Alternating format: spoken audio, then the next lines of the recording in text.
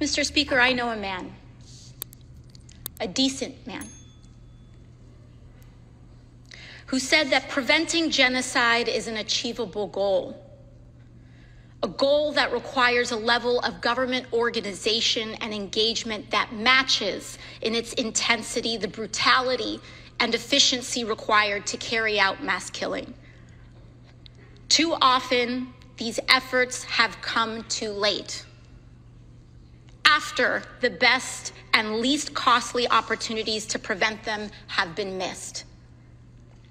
The man that said that was then Vice President and now President Joseph Biden. And he was right.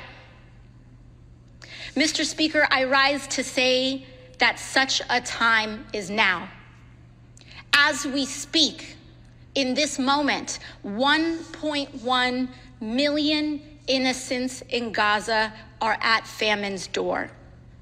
A famine that is being intentionally precipitated through the blocking of food and global humanitarian assistance by leaders in the Israeli government.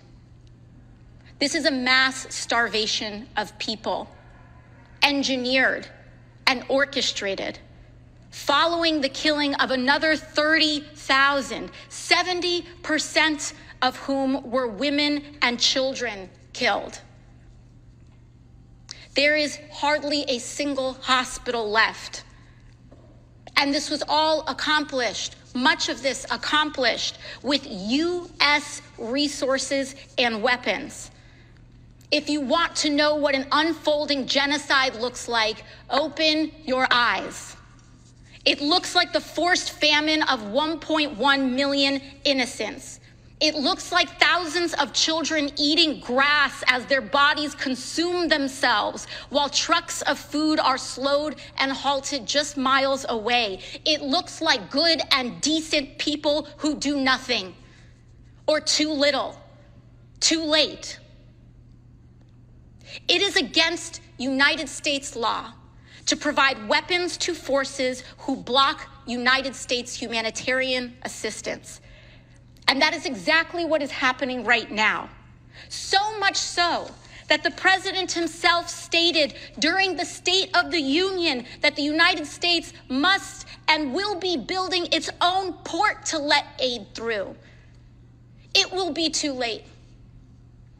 The time is now to force compliance with U.S. law and the standards of humanity, and fulfill our obligations to the American people to suspend the transfer of U.S. weapons to the Israeli government in order to stop and prevent further atrocity. Honoring our alliances does not mean facilitating mass killing. We cannot hide from our responsibility any longer. Blocking assistance from one's closest allies to starve 1 million people is not unintentional.